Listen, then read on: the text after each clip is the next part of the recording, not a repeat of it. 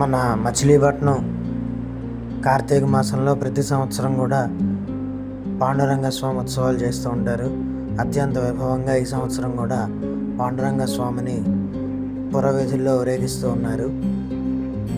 ఈ పాండురంగ స్వామి ఉత్సవం స్వయంగా పాండురంగుడే పండరీపురం నుంచి ఇక్కడికి వచ్చి కొలువై ఉన్నారని చెప్పి ప్రత్యేక ఈ యొక్క పాండురంగ స్వామి